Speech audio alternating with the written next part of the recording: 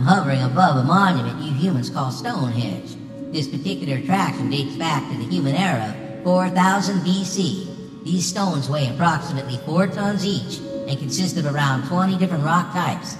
Each monolith measures approximately 6.6 feet tall, between 3.3 to 4.9 feet wide, and around 2.6 feet thick. There used to be up to 80 stones, and Stonehenge was aligned with the setting sun on the summer solstice. Out of the 80 stones, only 43 of them are left. Humans like to take credit for the stone creation, even though the mere thought of them pulling it off is simply outlandish.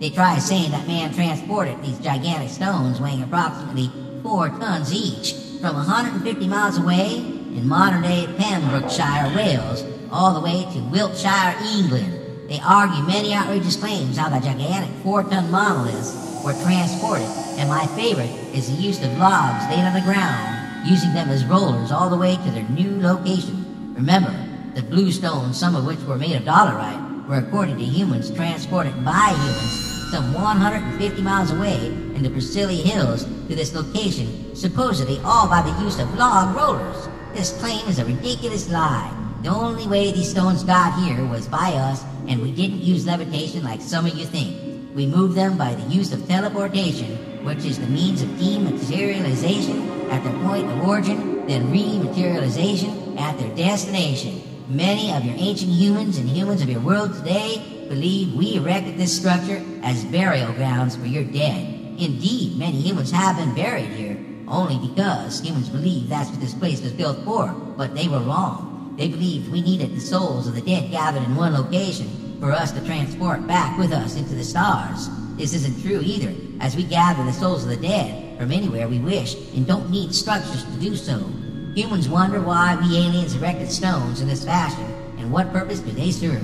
Many answers exist here, and the main one is because we can. Stonehenge really is no different than crop designs or Nazca lines. We make these things to leave markers here in this world that we exist, along with claiming this territory and its indigenous life as ours to any and all concerned. We create monumental remembrances that you're not capable of, just so you know there's beings more advanced than you who visited and are still here on this planet with you. Another reason we do things like Stonehenge, crop designs, Nazca lines, and pyramids is to make you humans use your mind.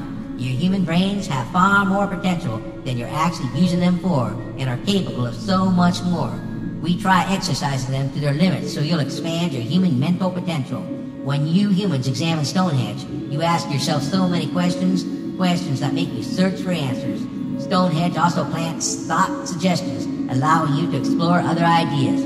You wonder how those heavy rocks became in that location and imagine all types of different ways of transporting them from where they were to where they are. This curiosity made you think, and your thoughts helped you invent and create the things you use today for moving heavy items and building materials.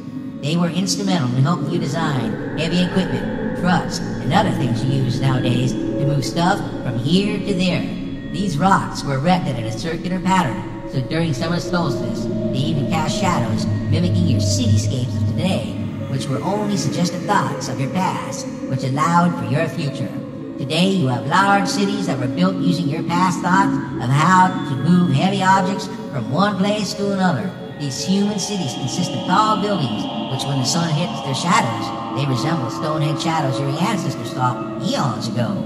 You have even created large aircrafts, which are capable of moving heavy equipment from one end of the world to the other. This mind exercise will allow you to someday travel and move in ways like us. You humans have learned how to walk, and now you need to learn how to run. We make these things that you examine, much like a parent gives their child building blocks to build things so they can begin learning about their future. These ancient monuments are causing your brains to wonder, and what that wondering is allowing your mind to grow, advance, and evolve. Even the naysayers not believing all the other life believe and ponder these monoliths and seriously ask themselves, could there be other life that built this stuff? Did humans really make it? It brings them to further levels of asking if there are other life forms.